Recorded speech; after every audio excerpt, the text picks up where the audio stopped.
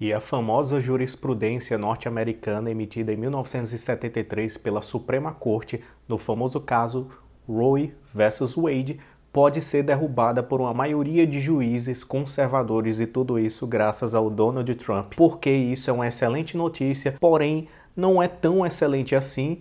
E para os esquerdistas não é um cenário tão apocalíptico assim. Então, para quem não sabe, vazou um rascunho de um documento emitido por um dos juízes da Suprema Corte, alegando que haveria uma confirmação, uma cristalização de uma maioria sólida dentro da Suprema Corte para derrubar aquela antiga jurisprudência que foi emitida em 1973, no caso Roe versus Wade, que basicamente deu essa jurisprudência total para a Suprema Corte decidir que o aborto seria um direito fundamental da mulher norte-americana e do homem norte-americano também, porque todo aborto, ele necessariamente envolve também, muitas vezes, a anuência do parceiro, ou até mesmo o incentivo do parceiro para que a mulher provoque e execute o aborto, o que deveria ser responsabilizado penalmente também, mas isso é outra discussão. E parece que finalmente teremos aí um resquício de justiça. E por que isso é totalmente justo? E por que a esquerda está histérica? E por que isso não significa necessariamente uma proibição total do aborto em território norte-americano? Primeiro vamos falar dos aspectos legais, né? Porque essa jurisprudência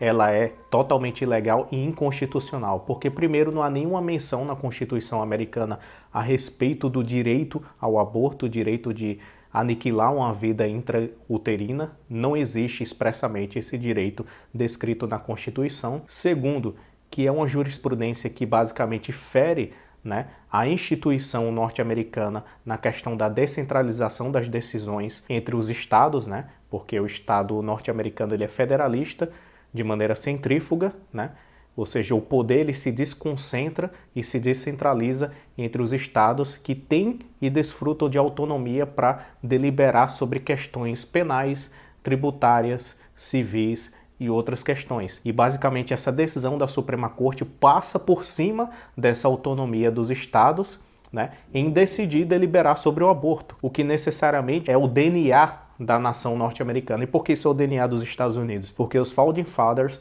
eles pensaram nessa estrutura federalista justamente para ser a mais democrática possível. Os Estados Unidos ele foi fundado para ser uma nação imperialista, republicana e liberal, e para atingir o ápice do sonho democrático. E isso se cristalizaria justamente pela deliberação autônoma que os estados poderiam ter para decidir questões fundamentais que seriam decididas por um governo central e hierarquicamente superior, e que na verdade isso não acontece. Ele descentraliza suas decisões e cada estado, com a sua peculiaridade cultural, religiosa e específica, decidiria a respeito de inúmeras questões, incluindo o aborto. E, portanto, por consequência, estados mais conservadores proibiriam o aborto e estados mais democratas, liberals, norte-americanos, progressistas, acabariam facilitando e flexibilizando mais o aborto em determinados estados. Com a derrubada dessa jurisprudência, não é que o aborto será proibido, para deixar muito claro, e sim que os estados agora revitalizarão suas competências precípuas de decidir sobre a questão do aborto. Ou seja, digamos que a Califórnia libere totalmente, ainda mais do que já liberou,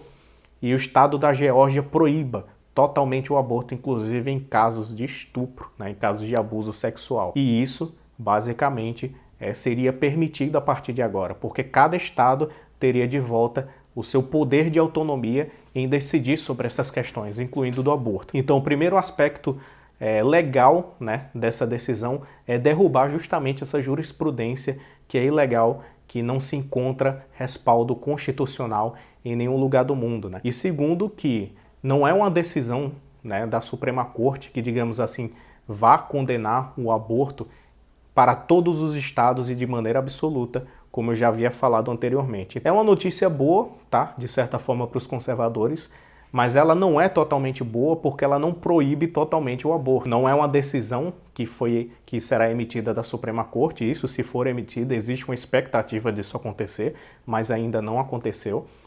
Não é uma decisão que vai vincular de maneira arbitrária todos os estados, e sim uma decisão que vai ser derrubada e que vai devolver a autonomia dos estados para deliberar sobre essas questões. Então pode ser que alguns estados continuem liberando e outros estados haja uma proibição total E vai rolar sempre aquela questão de que mulheres que queiram abortar, elas vão simplesmente se movimentar para estados onde se é liberado mais o aborto e executar da mesma forma, tá? Alguns até usam isso como ponto a favor do aborto, mas para mim não faz diferença nenhuma. Independentemente se uma pessoa vai viajar para outro país onde seja legalizado o aborto e execute a ação, ela é abominável de qualquer forma, é um assassinato de fato, é uma supressão do direito à vida, é o direito fundamental, o direito natural primário de todo ser humano, desde a Constituição, desde a concepção. E no meu Instagram eu já deliberei várias vezes a respeito desse assunto, citei fontes primárias e documentos de médicos, embriologistas, geneticistas e outros especialistas que pesquisam o aborto, comprovando que a vida começa assim na concepção. Não tem como você partir de outro princípio subjetivo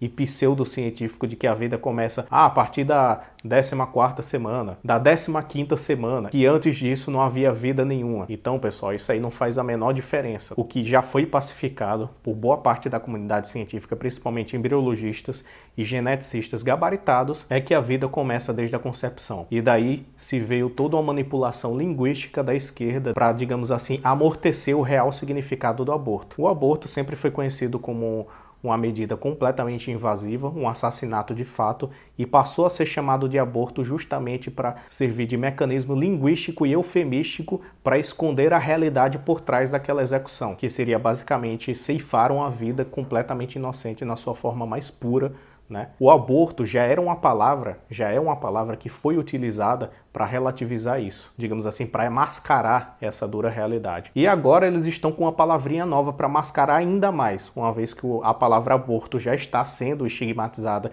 e vendo com maus olhos pela população, agora eles inventam o termo interrupção voluntária da gravidez, o que basicamente seria sei lá, matar alguém com travesseiro por asfixiação e dizer que foi interrupção involuntária da respiração, como se uma coisa tivesse a ver com a outra. Então a esquerda ela sempre brinca com esse joguinho de linguagens para mascarar o que de fato acontece no procedimento do aborto, que é o assassinato de uma vida. E a interrupção voluntária da gravidez vem justamente para mascarar essa dura realidade, porque as pessoas elas não enxergam, elas não sabem como funciona o procedimento abortivo.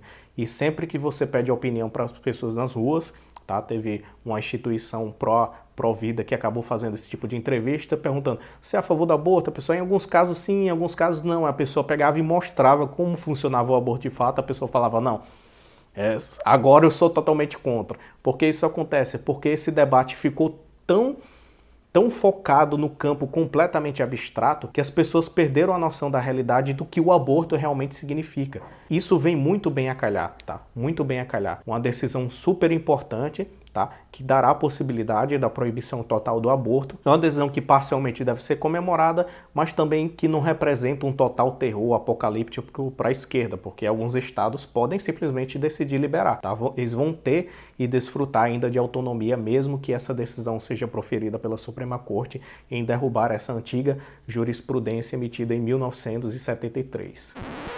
Então, pessoal, vim aqui acrescentar mais uma informação preciosíssima sobre essa jurisprudência emitida em 1973 e que passou por cima de questões constitucionais e que passou por cima da Organização Federativa dos Estados Unidos, em que os estados eles têm autonomia para deliberar sobre questões de matéria penal.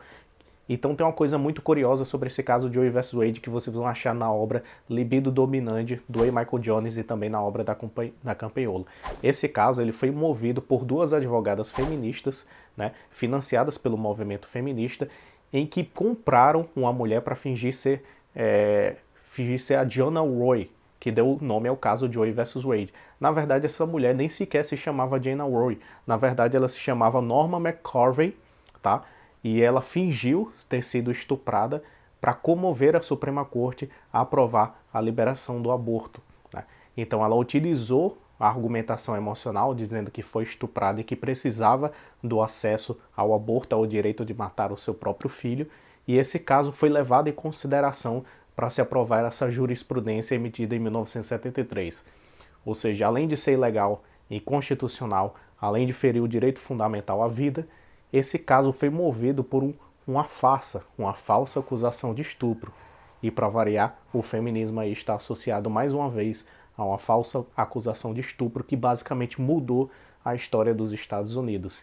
E vocês podem consultar as obras, por exemplo, Libido Dominante, do E. Michael Jones, Feminismo, Perversão e Subversão, da Ana Campoiolo, e também eu indico muito o livro Precisamos Falar do Aborto, que reúne vários autores, vários cientistas na área, uma coletânea de artigos científicos argumentando aí contra as principais falácias abortistas.